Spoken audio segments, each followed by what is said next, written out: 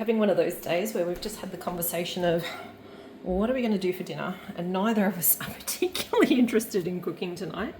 So we thought, oh, this will be quite a good night to use one of these jars of the canned pot roast.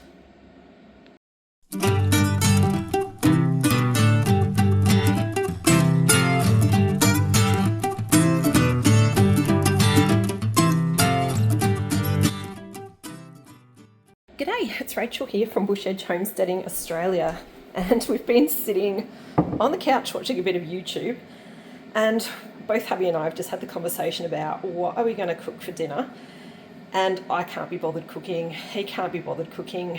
I've actually had a little bit of time in the kitchen already today. I've got a couple of projects on the go, and he has been on the road this morning and just kind of got home around the middle of the day, so we thought we'd keep things nice and easy tonight, and we're going to use this jarred up pot roast that I did, jeepers, it would be probably about 4 or 5 months ago now, but I'm probably going to need 2 jars, so let me go and grab another jar as well, because the whole family is going to need some of this for dinner, and 1 quart is definitely not going to be enough for all of us.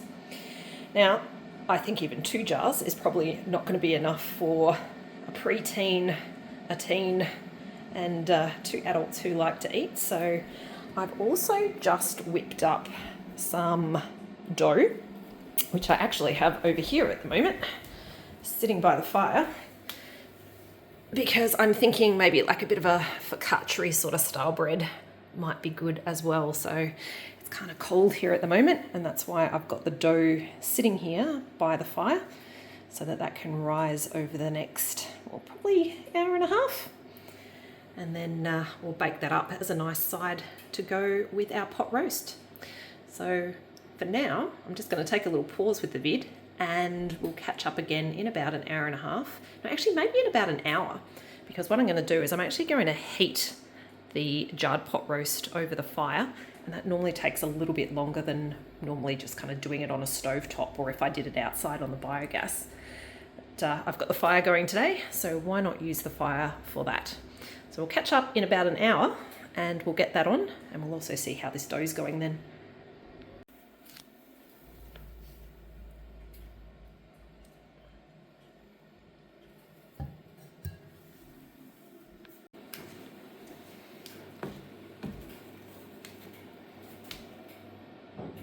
So I've just done the next step on the bread, so that's now sitting by the fire again. It's got to go through a bit of a second rise, and now it's time just to pop these jars on the fire. So I'm going to open those up, and actually if you want to have a bit of a closer look at what they look like, that's what it looks like in the jar. And yeah, you've got to remember at this stage they are already fully cooked, so all we're going to do, that was a good seal, is pop those on the fire to heat up. And that's what it looks like in the jar.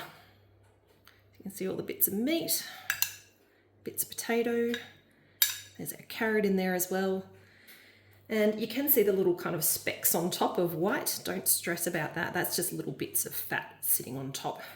Obviously it's white at the moment because it's cold in here. In fact, on the side there, you can see some of the really big pieces of that fat. All right, all I'm going to do now is pop that in the cast iron. And once these are both in here, that's going to go onto the fire.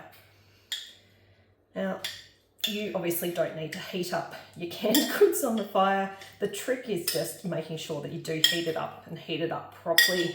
There is a bit of a kind of rule with this type of canned food when you're doing like soups and stews and meats and things like that, that they suggest that you actually heat it up for about a 10-minute period. So you can do that on your stovetop perfectly fine as well. One more.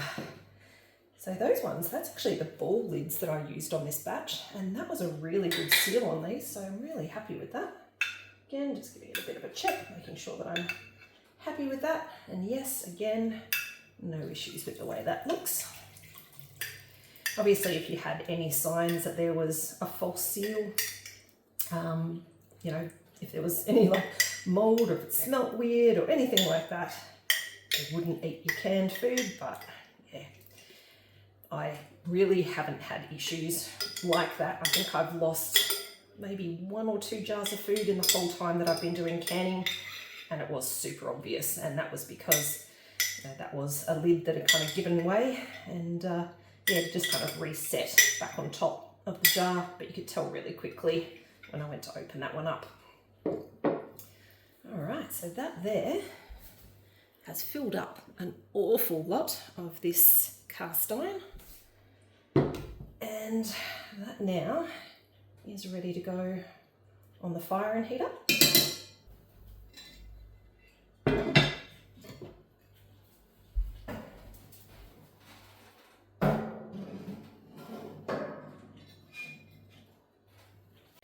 And all I'll do now is just kind of keep a bit of an eye on this. I'll give it a stir every so often until that is completely heated up. I'm guessing that's probably going to take the next, or maybe even close to an hour. It can take a little while for things to heat fully, and I do want to bring that right up to the heat and have it kind of at the boil, ideally for about 10 minutes.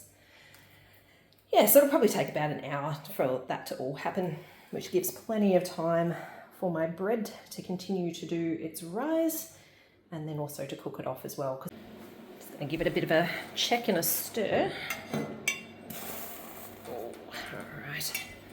Starting to warm up a little bit, but yeah, it definitely still is not hot yet. But it is starting to kind of soften a lot more now, just as it's heating up. In the jar it was all quite firm, and mainly because the fat that was in it was just a bit solid because it was so cold. But yeah, that's nowhere near boiling yet. Pop the lid back on and keep that warming up until it's definitely bubbling away.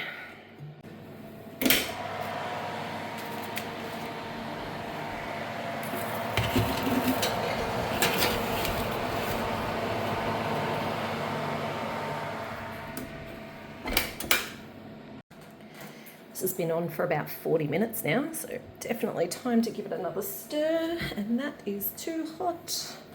So let's use that. Oh yeah, now we're bubbling. That is looking good. All right, so I need about 20 minutes with that bread in our oven. So that gives enough time for this to kind of just continue bubbling away a bit. See now the meat is actually breaking down a fair bit as well, so it might be a bit gentler with the way that I stir that, just so that those pieces hold together. And I will pop that lid back on. And in 20 minutes, it'll be time to serve. The other thing that I'm going to do is I'm actually going to pop this onto the top level here, and that's because I do get 2 different ranges of temperature.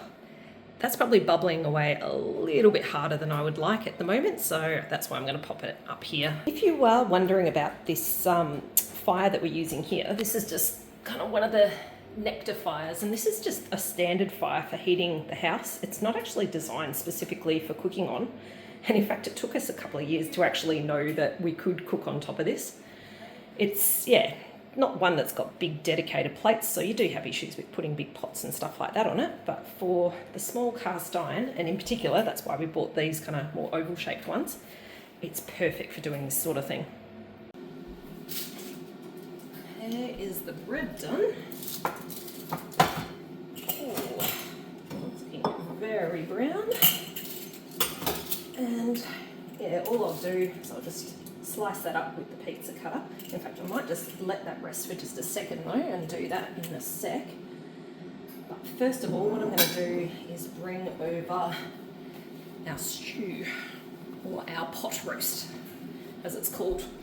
I keep thinking of it as stew because realistically this is very similar to what we would do as a stew here. And there it is. Ooh, beautiful and hot. I wish you guys could smell this because it smells absolutely incredible. hubby actually walked in before and was like, whoa, it smells good in here. So that is always a good sign when the family is saying that sort of thing. Okay, so all I'm going to do now is just kind of portion it out into each of the bowls. And the idea is I'm going to try and get a little bit of the meat and each of the different types of vegetable into each one of these bowls.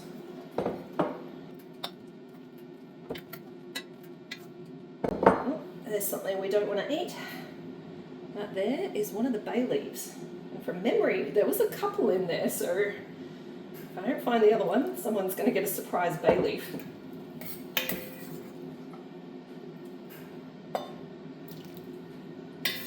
Ooh, I think I found it. There it is. No surprises tonight. Now you can probably see why I needed to do the bread to go with this. And that's because those 2 jars, so they were quart jars. Well, a quart is, what is that in metric? So about 2 litres worth. Yeah, that's basically the sort of portions that we've got for each of us for our family of 4 off of having 2 jars. So the bread definitely will help bulk it out a bit.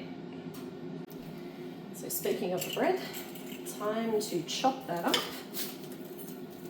So we all get a nice big piece of that as well to go with dinner.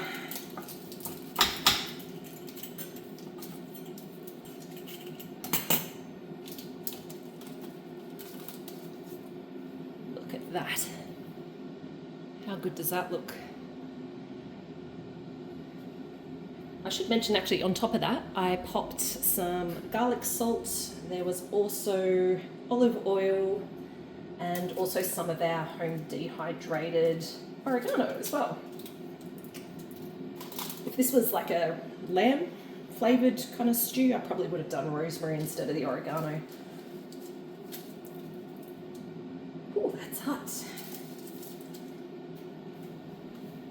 There we go. On that note, actually, no, bugger it. Let's put on the extra bread as well. 2 pieces for each person. We like to eat around here. Ooh. I was just trying to save my fingers the burn there. But it is not worth it if I'm going to have hungry boys.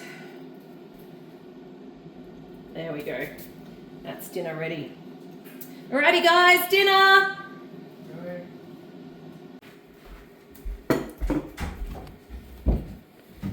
What do you reckon of the look of that? It looks good. Ooh, that's really good. All right, I reckon I need to give it a taste. All right, let's see. So the meat looks beautiful and soft and juicy, which I quite like. I like it when meat breaks down in stews. And a bit of carrot. Maybe I'll grab a bit of the potato as well. That is hot. All right, let's give that a go.